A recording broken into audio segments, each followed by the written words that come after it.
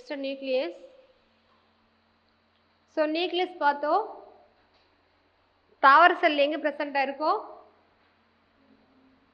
மார்ஜின்ல ஓகேங்களா அதாவது சென்ட்ரல் இல்லாம கொஞ்சம் வந்து செல் வால் மார்ஜின் ஒட்டி தான் வந்து தாவர செல்ல பிரசன்ட் இருக்கும் இதே விலங்கு செல்ல எங்க இருக்குன்னா வந்து கரெக்டா மைய பகுதியில இருந்து பிரசன்ட் இருக்கு நம்ம பார்த்தோம் ஓகேங்களா சோ இந்த நியூக்ளியஸ் என்ன சொல்றாங்கன்னா ஒரு செல்லினுடைய எல்லா செயல்களையும் கண்ட்ரோல் பண்றது யார் அப்படின்னா வந்து நியூக்ளியஸ் ஓகேங்களா control all activities of the செல்லினுடைய எல்லா செல்களையும் யார் கட்டுப்படுத்துறாங்க அப்படின்னா இந்த நியூக்ளியஸ் தான் கட்டுப்படுத்துது ஓகேங்களா இந்த நியூக்ளியஸ்ல என்ன பிரசண்டா இருக்கும் அப்படின்னா வந்து ஹெரிடிட்டரி இன்ஃபர்மேஷன் வந்து இருக்கும் அப்படின்னு சொல்றாங்க அதாவது டிஎன்ஏ இங்க தானே பிரசண்டா இருக்கு அதுல தானே இருக்கு அந்த இது அதனால மரபு பொருள் அப்படின்னு சொல்லுவாங்க ஸோ அதனுடைய இன்ஃபர்மேஷன் எங்க இருக்கு அப்படின்னா வந்து நியூக்ளியஸ்ல தான் பிரசண்டா இருக்குன்னு சொல்றாங்க ஓகேங்களா second point first second third one என்ன சொல்றாங்க வந்து it is the largest among all the sell organelles மொத்தமா நம்ம புரோட்டோபிளாசம் எடுத்துக்கிறோம் புரோட்டோபிளாசம்னா என்னது சைட்டோபிளாசமும் நியூக்ளியஸும் சேர்த்ததா இல்லையா இப்போ இந்த புரோட்டோபிளாசத்துல இருக்கிறதுல மிகப்பெரிய செல் நுண்ணுறுப்பு எதுன்னு கேட்டாங்கன்னா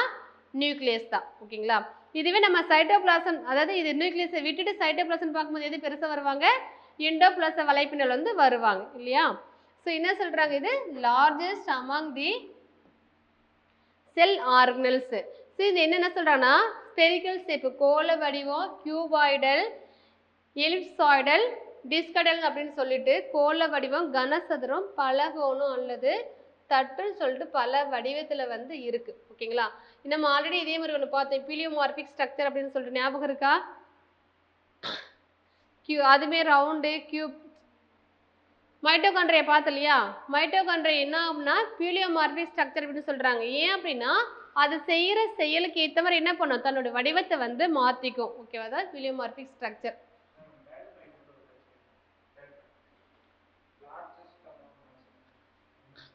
செல் நுண்ணுறுப்புகள் இருக்கு இல்லையாப்பா இப்போ எண்டோபிளாச வலைப்பின்னல் கோல்கை உடலம் lysosomes ribosomes overall cell organelle பார்க்கும்போது பெருசு வந்து எதுன்னா இந்த நியூக்ளியஸ் உட்கரு தவிர்த்து சைட்டோபிளாசம் இருக்கு இல்லையா அதுல வந்து எது பெருசுன்னா வந்து எண்டோபிளாஸ்மிக் ரெட்டிகுலம் ஏன் அப்படின்னா எண்டோபிளாஸ்மிக் ரெட்டிகுலம் வந்து நியூக்ளியஸ் கிட்ட இங்க நியூக்ளியஸ் கிட்டவும் கனெக்ட் ஆயிருக்கும் இது இப்படியே வந்து எங்க முடியும் என்னுடைய எண்டு வந்துன்னா செல் மெம்பரைன் இருக்கு இல்லையா செல் மெம்பரைன் தான் முடியும் அப்போ ஒரு நெட்வொர்க் மாதிரி இங்க இருந்து இது வரைக்கும் என்ன இருக்கு பரவி இருக்கு இல்லையா ஸோ அதனால வந்து சைட்டோபிளாசம்ல வந்து இது பெருசா இருக்கும் மொத்தமா பெருசு அதாவது செல்லுல வந்து பெருசுன்னு கேட்டாங்கன்னா நியூக்ளியஸ் தான்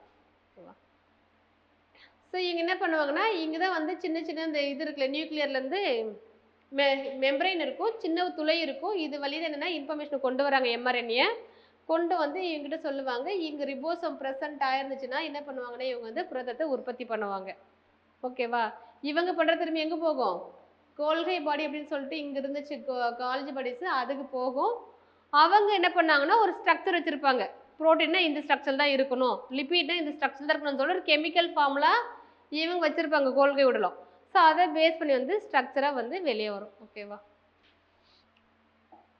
ஸோ இதன் நியூக்ளியஸு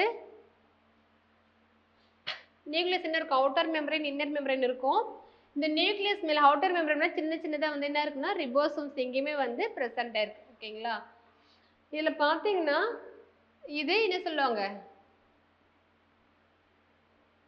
ரெண்டு இருக்கு அவுட்டர் மெம்பரைன் இன்னர் மெம்பரைன் உள்ள இருக்கிறது வந்து நியூக்ளியோலஸ் ஓகேங்களா ஸோ இந்த இதில் இருக்கிறது வந்து என்னென்னா வந்து குரோமேட்டின் இந்த ரீஜன் எல்லாமே வந்து நியூக்ளியோபிளாசம் அப்படின்னு சொல்லுவாங்க ஓகேவா இந்த குரோமேட்டின் என்ன சொல்லுவாங்கன்னா வந்து குரோமேட்டின் என்னது குரோமோசோம் இருக்கு இல்லையா குரோமோசோம் வந்து ஸ்ட்ரக்சரே இல்லாமல் எப்படி இருக்குன்னா காயில் மாதிரி எல்லாம் அப்படி சுருண்டு இது நம்ம செல் டிவிஷன் பார்க்கும்போது பார்ப்போம் குரோமேட்டின் எந்த ஸ்டேஜ் இருக்கு சொல்லிட்டு ஸோ நல்லா வந்து நம்ம நூலெல்லாம் நூல் கண்டு இருக்குல்லப்பா அது என்ன பண்ண நல்ல லாங் எழுதி நல்லா சுருட்டி போட்டு எப்படி இருக்கும் ஸோ அந்த மாதிரி ஸ்ட்ரக்சர்லாம் இருக்கிறதா வந்து இந்த குரோமேட்டின் ஓகேவா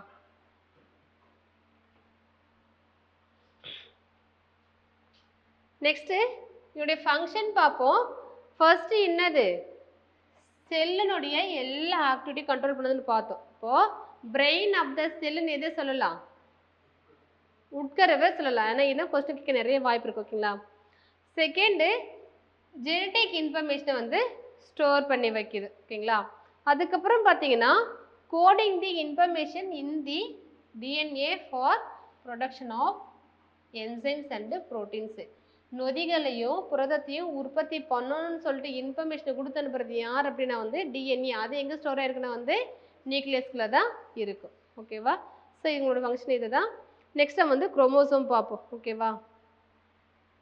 ஸோ நோட் பண்ணிக்கோங்க. நெக்ஸ்ட் போ.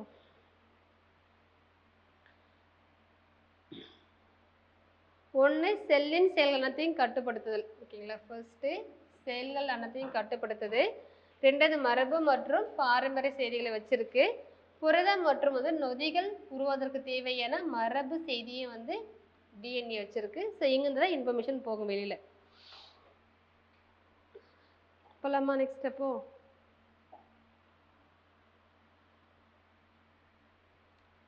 அதுக்கப்புறம் பாருங்க, நம்ம டிஎன்ஏ டியூப்ளிகேஷனு, டிரான்ஸ்கிரிப்ஷனு, ரெப்ளிகேஷன் இருக்கு இல்லையா, அதெல்லாம் எங்கே நடக்குன்னா நியூக்ளியஸ்குள்ள தான் நடக்கும். So nucleus ribosome biogenesis takes place. இருக்குங்களா?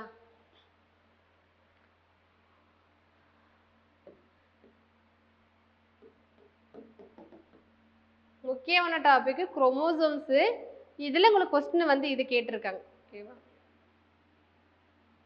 குரோமோசோம்ங்கிற வார்த்தையை காயின் பண்ணது யார் அப்படின்னு சொல்லிட்டு ப்ரீவியஸ் கொஸ்டின் கேட்டிருக்காங்க.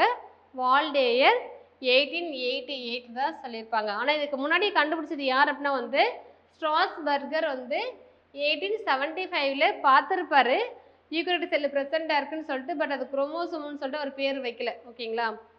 ஸ்ட்ராஸ்பர்கர் 1875 ஃபஸ்ட்டு யூகரியோட்டிக் செல்களில் குரோமோசோம் இருக்கிறத கண்டுபிடிக்கிறாரு. பட் வால்டேயர் தான் குரோமோசோம் அப்படிங்கிற பேரை வந்து அதுக்கு வைக்கிறார். ஓகேங்களா? அதுக்கப்புறம் பார்த்தீங்கன்னா பிரிட்ஜெட்ஸ் இவர் என்ன பண்ணுறாருன்னா இந்த குரோமோசோமில் தான் வந்து என்ன இருக்கு, ஜீனை வந்து ப்ரெசண்டாக இருக்குது அப்படின்னு சொல்லிட்டு சொல்கிறாங்க. ஓகேங்களா? ஸோ இது வந்து எதனால் ஆனதுன்னா வந்து டிஎன்ஏ அண்டு ப்ரோட்டீன்ஸ். திட்டுறாங்க இல்லையா, ஜீன் அப்படின்னு சொல்லி திட்டுவாங்க இல்லையா, இந்த ஜீனில் என்ன அதுக்குள்ளது என்ன இருக்குன்னா வந்து டிஎன்ஏவும் ப்ரோட்டீனு. ஹிஸ்டோன் ப்ரோட்டீன் ஞாபகம் இருக்கா? நம்ம ஹிஸ்டோன் ப்ரோட்டீன் ப்ரெசண்டாக இருக்கும் இல்லைன்னு சொல்லிட்டு ப்ரோகேரியோட்டிக் பார்த்தபோது ஹிஸ்டோன் ப்ரோட்டீன் இருக்காதுன்னெல்லாம் பார்த்தோமே. நார்மலாக ஜீன் அதுக்குள்ளவே டிஎன்ஏ தான் ப்ரெசண்டாக இருக்கும். பட் டிஎன்ஏவும் ப்ரோட்டீனும் ப்ரெசண்டாக இருக்கும். அது ஹிஸ்டோன் ப்ரோட்டீன் அப்படின்னு சொல்லிட்டு பேர் சொல்லுவாங்க. அவ்வளோதான்.